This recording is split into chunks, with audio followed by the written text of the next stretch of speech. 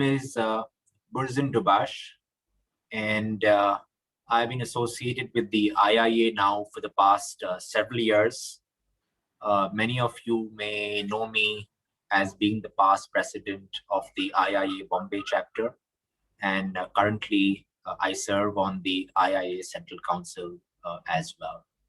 I'm going to be your host now for the next 2 days for this inaugural sort of version of the IIA Bombay conference that we've been so successfully hosting over the past many years. At last count, we had in excess of 800 participants, and therefore it's my proud privilege to welcome each and every one of you for joining us on this occasion. We've planned several unique sessions over the next 2 days, and we'll have a galaxy of speakers. About 24 different speakers will come and share their experiences and thoughts with us, many of whom you potentially will be hearing for the first this platform, and speaking about very contemporary topics, including around environmental social governance, about the data privacy laws that our country is getting into, about private equity, around the next decade of internal audit. And of course, we're very privileged to have with us, 3 very special guests who will share their thoughts with us. One, of course, being M Damodaran, who's sharing this screen with us right now. And then today evening, we're going to be joined by Richard Chambers, the CEO of IIA Inc., as he will spend an hour or so with us.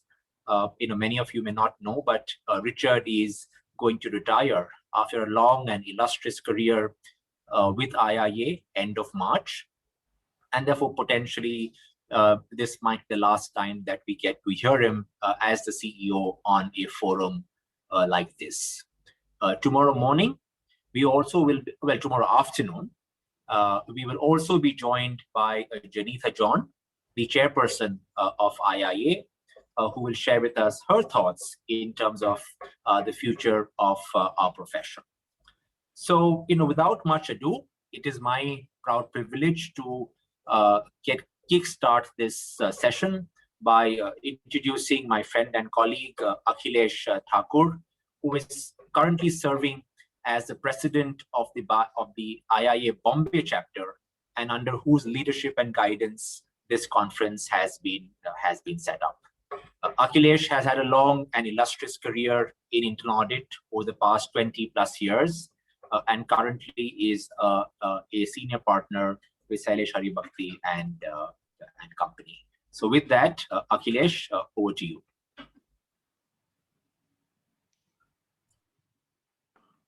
Thank you, Burzin. Thanks for introduction. It is a privilege to be president of IIA Bombay Chapter, and welcome to this 2020-21 annual conference of IIA Bombay Chapter. As Burzin said, we have more than 800 registrations for this conference, and it feels really, great. Last year has been a pretty challenging year for all of us. For starting with 2020, we are into 2021, and there are challenges due to COVID-19, which has, shaken all part of life, be it professional, personal, the way we socialize with people. So in fact, this is the first annual conference for us, which will be in the virtual mode. So we always had our annual conference in the physical mode earlier. So to some extent, we might be missing on that personal touch, which used to be there in our conferences. But looking at that, we have tried to make this conference more interactive. So this platform has got various features which we use during the physical conferences. So you can chat with people, you can fix meeting with them, you can actually share your comments on various sessions which are there. During this disruption, when it came in initially, we faced with the same dilemma as to what to do next. We used to do certain physical events, and then IIA Bombay and IIA India, we actually started doing a lot of events on the virtual mode.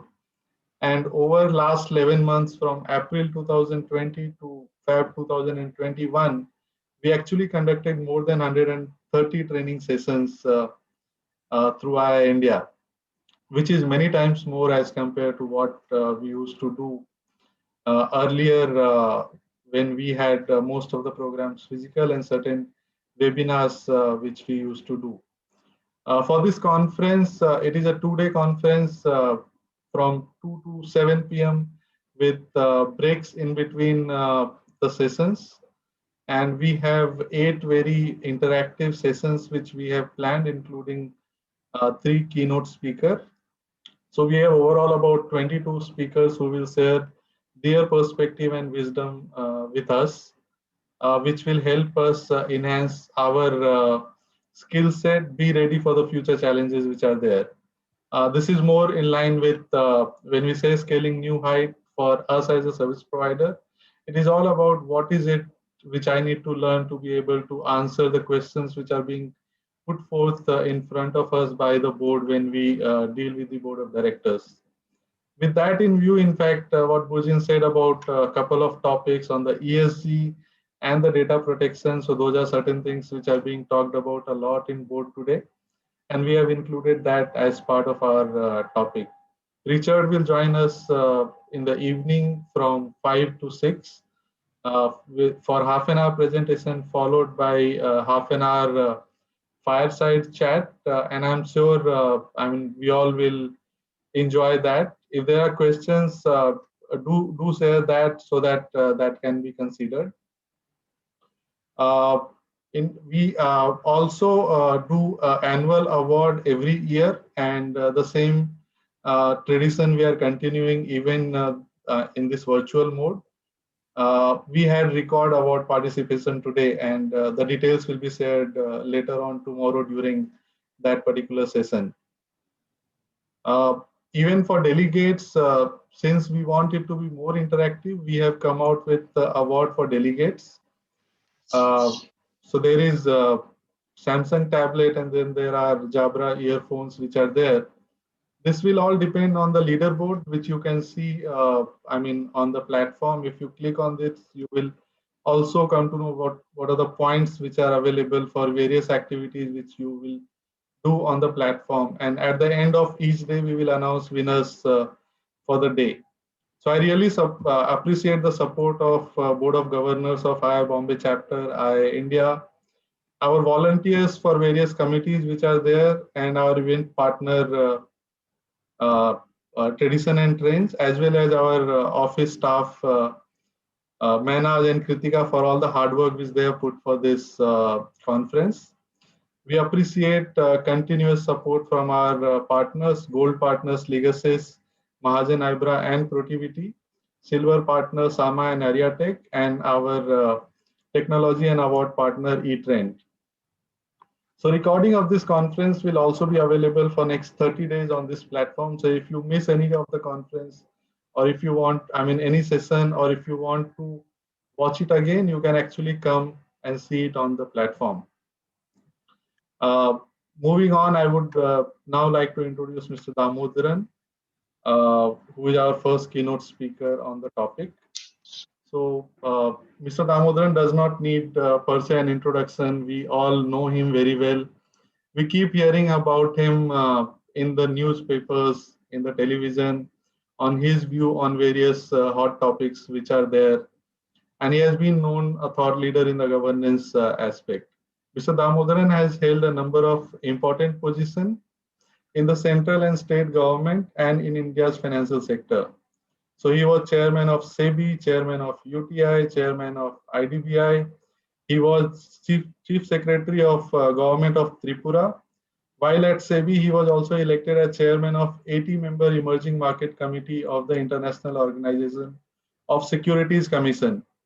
After successful stint at UTI and IDBI, where he successfully led the turnaround efforts for those companies, and SEBI, where he introduced improved corporate governance practices, He has set up Excellence Enablers Pvt. Limited, a corporate governance and board advisory consultancy firm. His pioneering role in promoting corporate governance in India invests EEPL with experience-based leadership role in corporate governance advisory work. In addition, he is presently a consultant, advisor, coach, and mentor. He is independent director on board of L&T, Hero MotoCorp, Biocon, Tech Mahindra, and CRISIL. He is non-executive chairman of Indigo. He is a nominee director on the board of Bajaj Alliance General Insurance and Bajaj Alliance Life Insurance. He sits on the advisory board of some foreign entities as well. He was the founder chairman of Indian Institute of Management, Tiruchirappalli. He was the chairman of Ministry of Corporate Affairs Committee for Reforming the Regulatory Environment and Doing Business in India, and chairman of Reserve Bank of India's Committee on Customer Services in Bank. So with this, I would invite Mr. Damodaran to share his views and wisdom with us. Thank you. Thank you, Akhilesh, for having me take part in this very prestigious gathering of internal auditors. Thank you also, Burjin, for I think reminding me that it is payback time for the questions I ask in the audit committees, that you have got me here to speak rather than to raise questions. I have gone through the list of topics and areas that you expect to cover during the rest of this conference. I'm truly impressed by the wide variety of subjects, all of which are topical, are contextual, and are relevant not just to your profession, but also the larger universe that you seek to serve.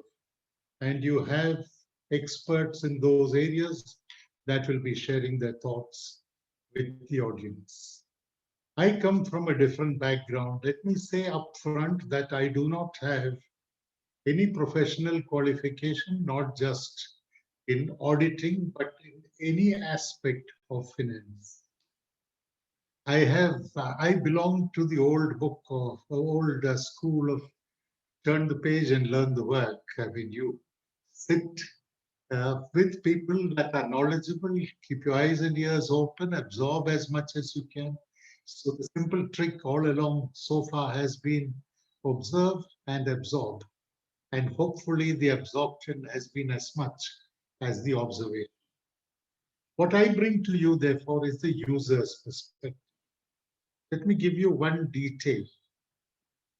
As Akhilesh mentioned, I sit on the boards of 6 listed entities. Fortunately or unfortunately, I sit on the audit committees of all those 6 entities. And I happen to chair 3 of those audit committees. Now, I have said separately that chairing an audit committee these days is like a full-time job. So I have 3 full-time jobs, in addition to whatever else I might be doing for the rest of the year.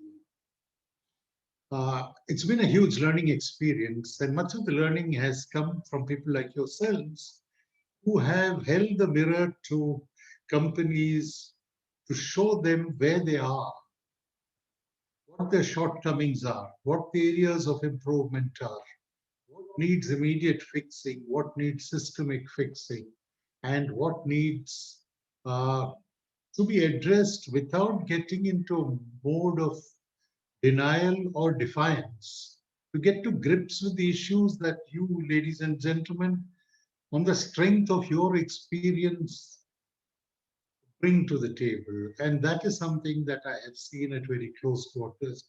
So what I will share with you is the user's perspective, a few bread and butter issues, if I may call it that, without getting into the esoteric space for which I do not have a passport or a visa at this point in time.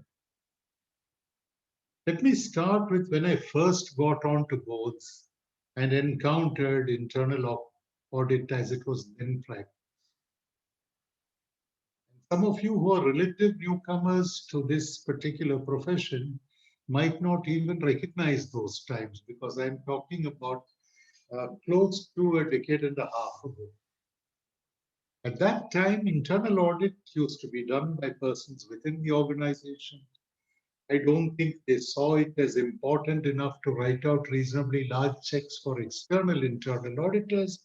And so they got some hapless soul from within the organization to handle the function of internal audit. So he was a visible presence, but not an active participant in the meetings of the audit committee. Was not allowed enough airtime during the meetings. The presentations, which were fairly informative, and where my focus of attention was the last column. I think Gurjin might even now recall that I still look at the last column to see what does management say, or what do you capture management as. And in those early days, management's attitude to every other question was, no, I think we know this better. I don't think you understood the problem. Therefore, there is no way that you can suggest a method to fix a problem which in our view doesn't exist. So if it doesn't exist, what are you trying to fix? The comforting thought was that the cost accountants also got the same treatment. Secretarial auditors had not at that time come into being. They are now going through those processes of finding how managements can tell them that, no, I don't think you got it right. But luckily, times have moved on, and therefore, you are not seeing a situation of too much of what I call deny, defy, and decry, which used to, in some sense, symbolize management responses, and audit committees were mute spectators with ringside seats at that point of time. Every participant in that exercise has redefined his or her role. These days are different. But even then, I believe internal audit does not get as much attention of the audit committee as it needs to. And the blame lies on both sides, if I may put it bluntly. As far as the audit committee is concerned, if you look at the crowded agenda of the audit committees, the limited time that's available, the sequencing of the audit committees, you sense, even if you don't hear it said, a kind of, let's move on, we need to get to the next item, while the presentations that you have put together with great effort, which point to deficiencies, which point to areas of improvement, which are hugely value adding, tend to get short shrift, either because of the pressure of time or because of the inadequacy of what I call pre-meeting engagement with the audit committee chairman and the members of the committee to say that what we bring to the table are a set of important recommendations that you guys need to look at. And therefore, I judge audit committees these days by a very simple principle. I don't have complicated formula. That's why I'm a happy man. A very simple principle. How many meetings in the audit committee do you have? Do you have the mandatory minimum number? Or do you also schedule at least 2 meetings where the bulk of the agenda should be a deep dive into internal audit presentations, not to have them crowded out in the quarterly accounts meeting. Good companies are doing that. Companies which need to move into that space and have that. Now, what is it that your profession can do to improve that? One, and let me start with internal controls. Somewhere deep within the recesses of the mind of most audit committee and board members is the discomfort of having to sign off on internal controls, the adequacy of internal controls, not the existence, but the adequacy, without knowing what internal controls are, without knowing whether these are adequate, have they stood up to the tests, have some that have been certified as okay lapsed into controls that need improvement, and we are seeing a few of this, happily not too many. It is still work in progress. That is one area of discomfort which you need to help with. The other is the classification on the basis of impact and probability into high, medium, and low.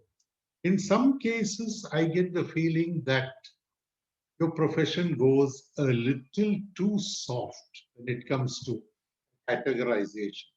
And there are several presentations where you get the sense that what should have been categorized as high is in the medium list, and the low in any case doesn't get discussed for want of time. But somewhere I think you need to revisit that. I'm not for a moment saying, and you could swing between two extremes. I'm not for a moment saying, therefore, take half of the medium and put them in the high bracket. Far from that. But do communicate to the audit committee that, look, this is an issue that needs your focused attention sooner rather than later. Otherwise, things are going to be difficult. When it comes to controls, the initial exercises swung to the other end, where you had, if there were 500 controls, you had 250 identified as critical. And beyond a point, when the universe is large, nothing ever gets addressed. And we know that unless there is a limited addressable universe, luckily that number had been brought down significantly. The other matter that I wanted to discuss, and this is important, because sometimes you should put yourself in the shoes of the guy on the other side. And I recommend this in all contexts to all people. Put yourselves in the shoes of the person on the other side and see how it comes. Your presentations are excellent presentations with two huge limitations. One, you want to obviously pack a lot of material into that, and therefore the prefatory statement, this is a crowded slide, doesn't give any comfort, but you still have to deal with that crowded slide. More importantly, colorful presentations that are long, that spell out a number of things, hold audit committees prisoners. And I believe that if a committee or a board becomes a prisoner of presentation, there is not enough time and space for meaningful discussions. And therefore, you have audit committee members as recipients, passive recipients of information that even if you send out as pre-reads, somehow does not convert them to active participants in a conversation. I know Burjin must be thinking, what is this guy talking about? Because we do have very meaningful, constructive conversations during the exercises that he takes us through. But believe me, there are exceptions that prove the general rule.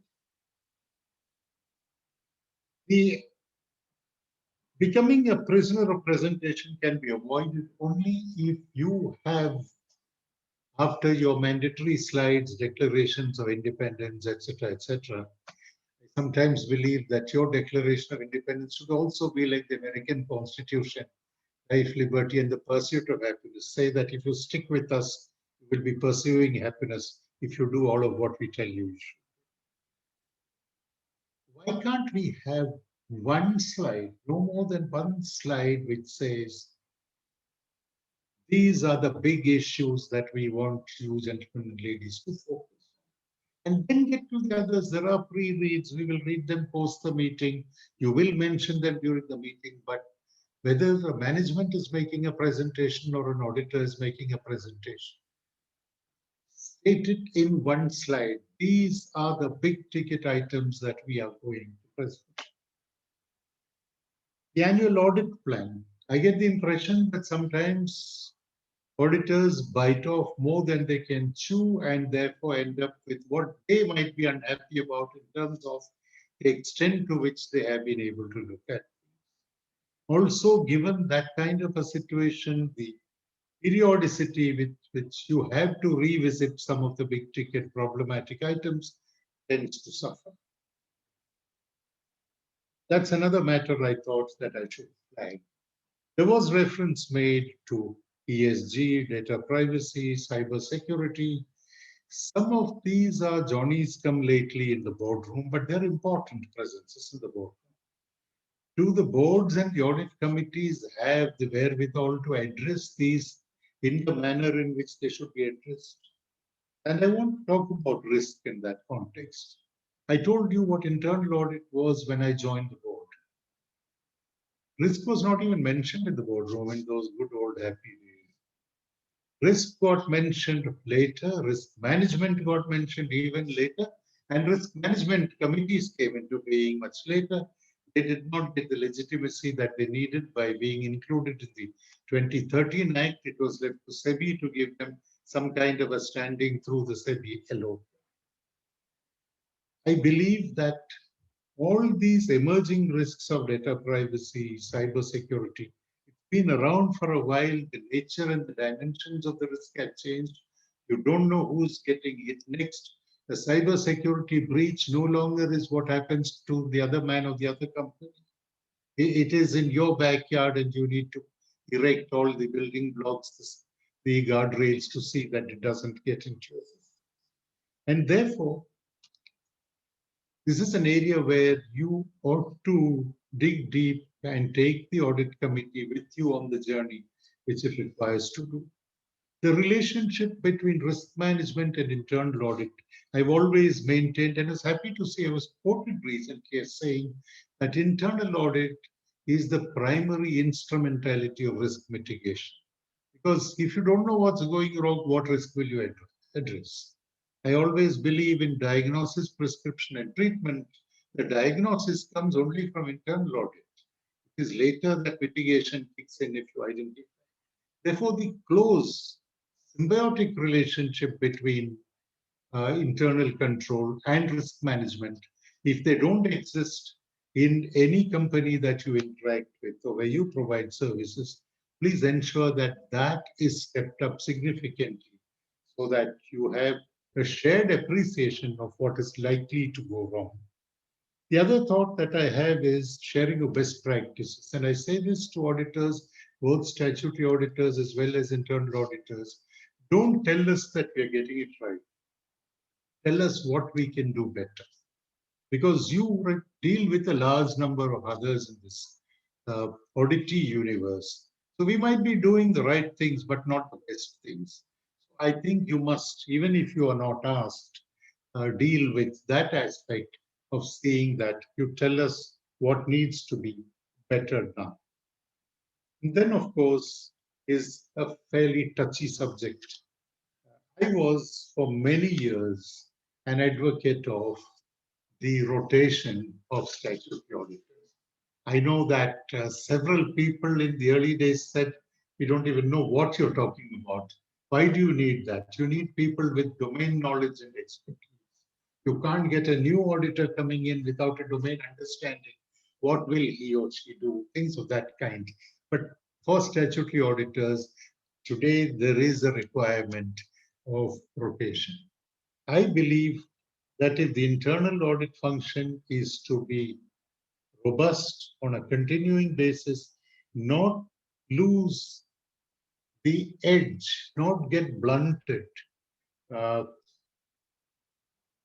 there must be, and I don't know what the periodicity is, but there must be rotation so that the new pair of eyes comes and looks at what is there. Perhaps they will discover, as you will discover when you go to newer companies where somebody else is doing the internal audit at this point of time. I have no hesitation in saying that this is a profession that has come of age. Clearly, there are things that you want to do. Clearly, there are things that you want to address, which you will. Your theme is an excellent theme, scaling new heights. I think you must be somewhere on that journey of climbing to higher heights, but at the same time, don't take your eyes off the ground. My good friend, Mr. P.R. Ramesh, uh, in a paper on internal audit, said some time ago, use not only your eyes, but also your nose. I think of all the 5 features that we have, the eyes and the nose are very important. The smell test, the skepticism that you should bring to the profession, the challenging relationship, a constructive challenge relationship between the auditee and the internal auditor will surely take the company places. And my last request to you is, I think you need to ensure that across the board, there is improvement in the quality of work done by your profession. It cannot be a situation where there are some people doing phenomenal work, some people doing acceptable work, and some people doing less than acceptable. So please remember that on the basis of what you do, companies will stand or fall. If companies stand and deliver, stakeholders will benefit. And therefore, in the ultimate analysis, the faceless, nameless stakeholders are the ones whose purpose you are serving when you challenge management to address deficiencies, to recognize deficiencies, address deficiencies in real time, and fix them in a manner that problems will not recur, and anticipate. Giving assurance is fine, but anticipating the future is also a major ask of your profession, and I'm sure that you are measuring up to it in adequate measure. All that I can say is that I wish you good luck and Godspeed, because you are the persons in whose hands lie the healthy future of corporate India. Thank you very much for the privilege and the opportunity. Thank you very much, Mr. Damodaran, for your comments. I think if I look at the chat board for this session, I think there's one theme that's coming through, which is the simplicity with which you have expressed those thoughts using very simple words, and in fact several catchphrases that I have diligently noted down, and I'm sure I will reuse them at the opportune time. But for me, I think there were a few key sort of takeaways, which I think you so well elucidated, right? The first is the whole piece on the importance of internal controls, which I think is now brought on the board agenda over the past few years through the internal financial controls and the ICFR sort of piece. And I think that's, and you made reference to that as well. You also made reference in various ways around the way in which internal auditors communicate with the audit committee. You made reference of issue rating, report rating. You made reference of presentations needed to be more brief, more clear, more concise, perhaps more shorter. And you also spoke about the fact that your attention needs to be drawn to really the key matters and move away from the presentation into the discussion. I think that's extremely critical, and I think is a great lesson for all of us. And I think that you made reference of constructive challenge between the internal auditor and the auditee. It is one that I often face, being a practitioner now for many years. And I'm going to ask you really a question on that front, Mr. Damodaran. Is that often we as internal auditors get asked of this question of what value do you bring on the table, right? And there's a very predefined or preconceived notion of what that value is. Perhaps that needs to be expressed in quantitative sort of terms. Whereas my view actually is that we help prevent a lot of the bad stuff from really happening. And how do you really put that in front of both the management and the audit committee of saying, and answer that question, what value do you bring? I would love to get your perspective on how perhaps we should think about that question. To my mind, there is no doubt that you add considerable value. And as I said, I sit on 6 audit committees, chair 3 of them, and I do see what you bring to the table. If anyone in this day and age believes that internal audit does not add value, I think there should be conversations outside of the committee and the board to give that person some kind of an understanding of what is the meaning of value. Everything that is valuable is not necessarily quantitative. I like to describe myself as a non-quantitative person. I like to look at the issues, the various matters, and not assign necessarily numbers to each. Now, the preventive aspect of your work is clearly critical. And I can assure you from the side of the audit committee, at least most audit committees, I believe, will concur with what I'm saying now.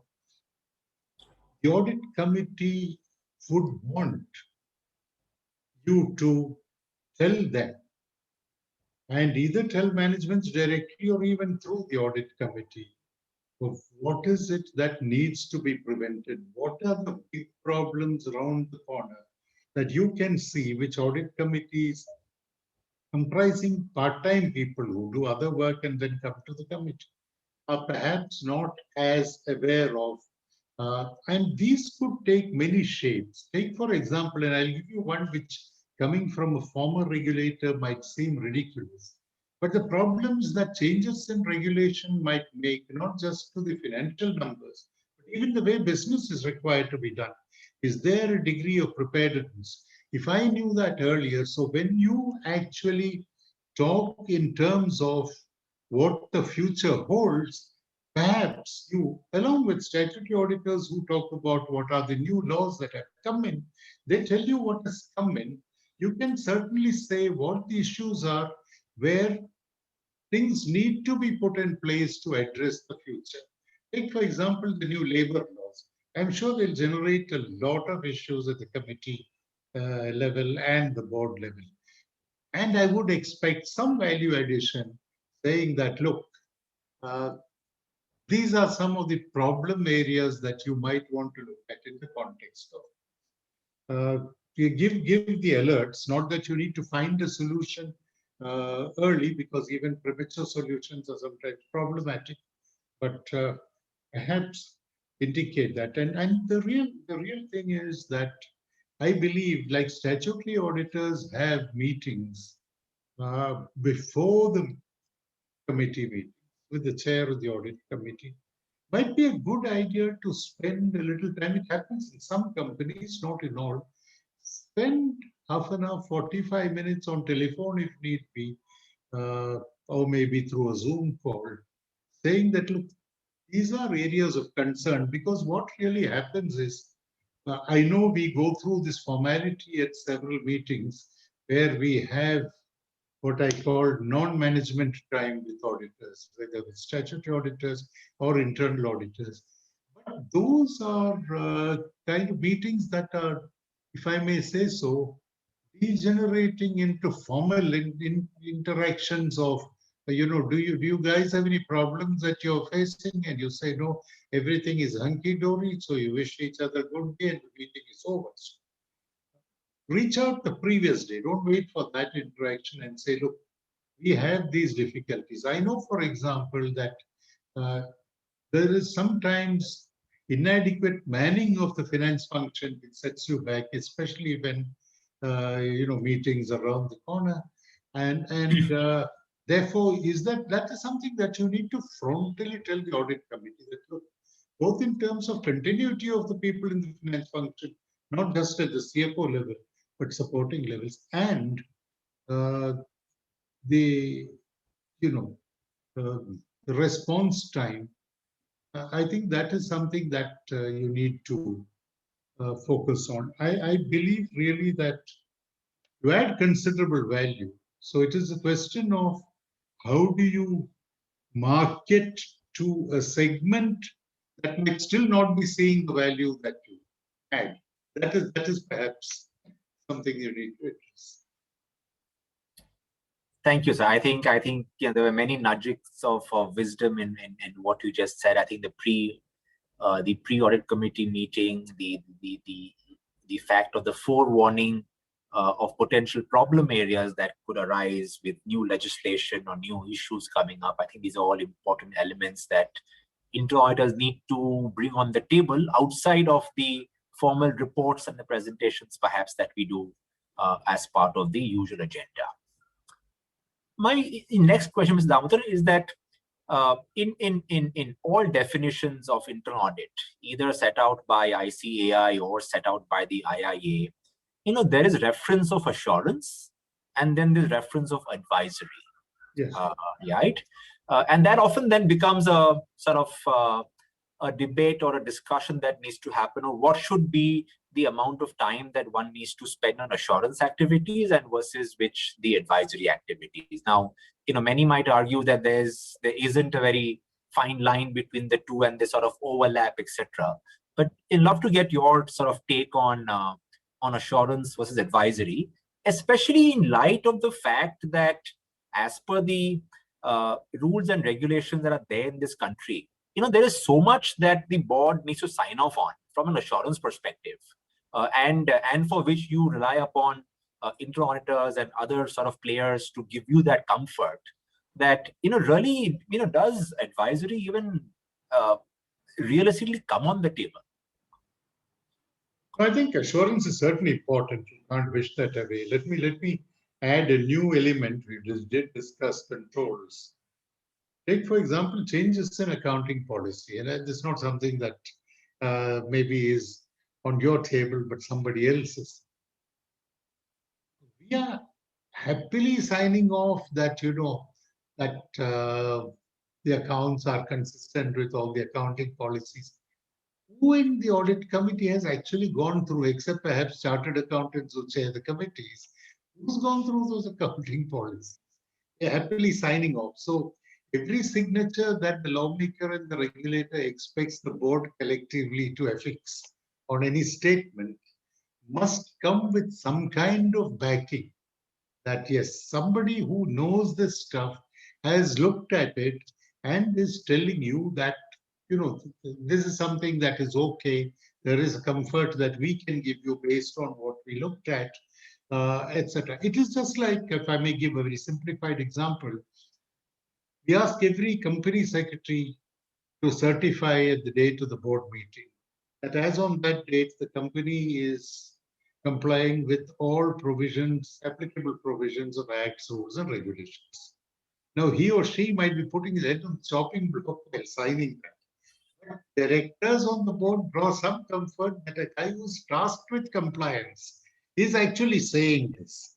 Now, there are people who say, to the best of my knowledge and belief, I said that you should amend it to say, to the best of my ignorance and disbelief, because where is the comfort that I'm drawing as a part-timer coming to the board? I don't know which. Firstly, you don't tell me I'm compliant with A, B, C, and D. Is that the total universe of laws applicable to you? I don't know. If you operate in several states, there could be several state laws applicable. So give me an umbrella state. I know that you can't travel that far.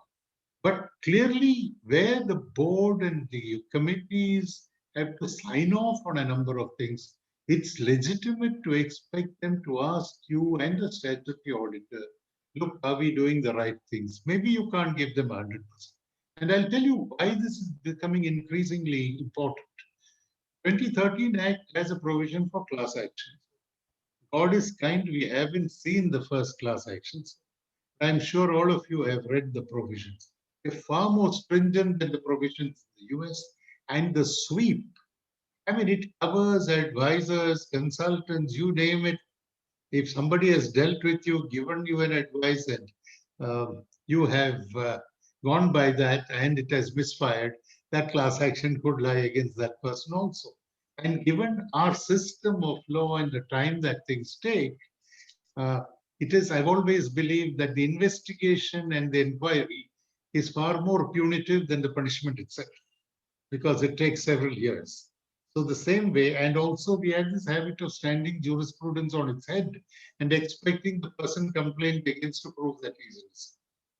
So in that kind of a situation, I think it's important for boards and committees to get backing from the auditing profession on what it is that they can sign off on. Not that if they push back, the government is going to amend the law. That won't happen, but at least erect some kind of safeguards. This is a very difficult time for boards. It's not easy being a board member. I can tell you that. People often say, why don't you leave? I said, I suppose laziness. You need to even make an effort to leave. Therefore, I'm staying on. But the fact is that it is difficult to be on the board. There's only so much you can do. So I think both the assurance element as well as the advisory element are critical. How much focus would, I suppose, depend on what each committee expects of you and extracts from you. Depends on the context of the committees. The here and now will certainly have to be addressed. But you also need to look forward to see what defensive mechanisms need to be. Sure. Excellent. Thank you, sir. I think we're almost at the end of our allotted time, but I have a few questions that are coming through on the chat, and I'm going to take one of those questions from one of my colleagues, Manoj Agarwal, who essentially asks, what is a proxy of good governance? Is number of meetings a proxy, or are there any other proxies that, I know it's a little vague question, but I think it's important to get a sense, again, because what is good governance, or how can on the outside somebody take a view on that? Okay, let me start by telling you I'm not doing marketing, but let me start by telling you that the tagline of my company is adding value, not ticking box. So if you look at the number of meetings, everybody can have the prescribed number of meetings. But you ask the next step, how long did your meeting take? Did your audit committee take 6 hours or 10 minutes? Right? Number two is what agenda items were discussed in the short time that was available. Right? I have known audit committees where the minutes of the meetings were written good old days before the meeting took place. And when I joined one board and I asked, what is this about? I thought seriously that this were the minutes of the previous meeting. And I was told, no, it was not. It was that meetings. And then I said, but you can't. It's an insult to my intelligence that you believe I will not make a single point during the meeting, that you already written the minutes. They did it to save time. I said the better way to save time and money is to scrap the board and the committee. You'll save a lot of time, money, effort. And so I think the proxy is, I would think, firstly, you have to look at the composition of the board. That is where it all starts. See whether there are two questions I've just written about it this morning. Look at not the marquee names on the board. That's only a limited, there could be flower vase directors as old English textbooks used to describe them. People who come in there because of what they have been, not what they are going to be. Past track record. So this is where the mutual fund industry's advice kicks in, that past performance is no guarantee of future returns. You could bring a good filmmaker or music director, great performer in another theater to the boardroom, and he or she will stop attending after seeing what a humdrum existence. This is where you cannot sing songs or add value, and then you don't attend the next time. Attendance of board members is critical. Even though attendance can mean only a physical presence, as they say, the absence of mind, presence of body, not that kind of attendance, but you have no other way to determine participation. But if somebody doesn't attend meetings, clearly that's a suboptimal existence. The third is to look at, if you study the agenda, and this is something an outsider cannot do, what is it in the area of strategy, in the area of risk, and similar matters that the board is looking at? Is there adequate time, or are you simply going through the routine of various things? I would imagine that for outsiders, one of the major methods to decide is how well does the company communicate? Is it only quarterly results time where if the results are good, you make brave statements? If the results are bad, you resort to complex sentences to cover up the truth? Is that good enough? I think that is an indication. Good communication, not just immediately after the results, but even otherwise, and being seen as responsive to stakeholder concerns, queries, interests. One test is the AGM.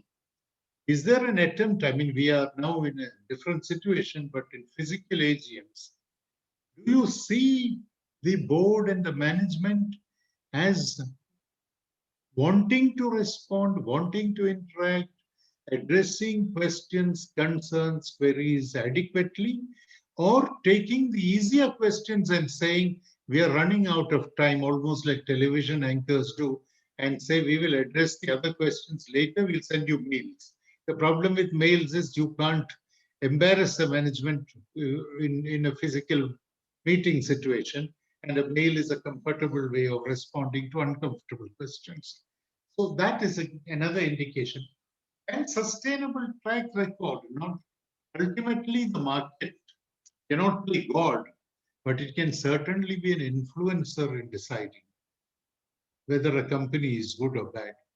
You need to look at sustainability. And the last point, of course, is stakeholder responsiveness in terms of ESG. We haven't got there yet. We are in the area of business responsibility. But we need to get to a proper ESG reporting, assessment of impact, etc. I used to joke with people, we have only ESP, extrasensory perception, to look at ESG now. We need to be able to see it with eyes and ears. That is when we will be able to see the real picture. Excellent. Thank you. Thank you so much, Mr. Damodaran, for a really awesome answer. I've anchored several sessions, but I can tell you this has been one of my most memorable. Thank you so very much for taking the time out and sharing your thoughts with us. All through, like I said, very simple yet very direct, and we really appreciate that. Ladies and gentlemen, with that, we will conclude this session with Mr. Damodaran. Unfortunately, some of the stuff that he said that we have to keep to a schedule is something that I am forced to do. Do join us for the next panel, which is the future of fraud in a digital economy. You will need to log off from this session and then log back into the next session on the platform. Please do take the opportunity that you have over the next 6 to 7 minutes to visit our partner stalls. Thank you once again to all of our sponsor partners for so graciously sort of partnering with IIA Bombay for this conference. There also is the leaderboard that Akhilesh mentioned, and every activity that you do on the platform, be it view a post, make a post, take a poll, make a poll, interact with somebody, visit a stall, drop your visiting card, so on and so forth, will get you a certain amount of points. And at the end of the day, those points will be tallied. And in fact, you'll see it live on the platform itself. And the top 4 interactive participants would get attractive prizes, as was called out by Akhilesh. So with that, thank you once again, Mr. Damodaran. And I now close this session. Thank you so much, sir.